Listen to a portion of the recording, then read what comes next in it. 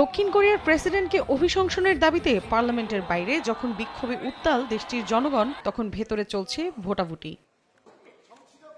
স্থানীয় সময় শনিবার বিকেলে সিউলের পার্লামেন্টে প্রেসিডেন্ট ইউন সুক ইয়োলকে অভিশংসনে অধিবেশন বসে। শুরুতেই শেয়ারবাজার কেলেঙ্কারি ও দালালের মাধ্যমে নির্বাচনী মনোনয়নে হস্তক্ষেপের দুটি অভিযোগ এনে ইউনের স্ত্রী ফার্স্ট লেডি কিম কিয়ন হির এর বিরুদ্ধে ভোটাভুটি হয়। এদিন তার পক্ষে ভোট পড়ে 198টি আর বিপক্ষে 2টি। অধিবেশনে নানা ধরনের প্ল্যাকার্ড দেখিয়ে অভিশংসন প্রক্রিয়া বানচালের চেষ্টা করেন ইউন সমর্থিত আইন প্রণেতারা।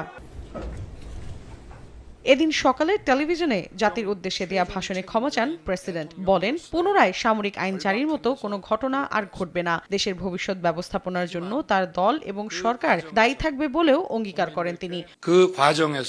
সামরিক আইন জারির ঘোষণার কারণে সৃষ্টি হওয়া আইনি এবং রাজনৈতিক সমস্যা এড়াতে পারবো না আমি। তবে যারা ভাবছেন আবারও এমন ঘটনার পুনরাবৃত্তি হবে কিনা, আমি প্রতিশ্রুতি দিচ্ছি এমনটা আর হবে না। আমি জনগণের উদ্বেগের কারণ হয়ে থাকলে তার জন্য আমি মাথা নত করে ক্ষমা চাইছি।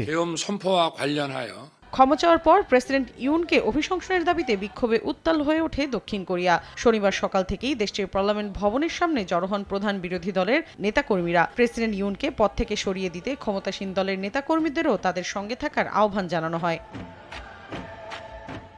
এদিন প্রেসিডেন্ট ইউনের পক্ষে রাজধানী সিউলের গোয়াংওয়ামুন স্কোয়ারে পাল্টা সমাবেশ করে লাখো জনতা। শহরের বিভিন্ন প্রান্ত থেকে মিছিল নিয়ে সেখানে জড়ো হন ইউনের সমর্থকরা। হাতে পতাকা নিয়ে গানের তালে স্লোগান দিয়ে অভিশংসনের বিরুদ্ধে প্রতিবাদ জানান তারা।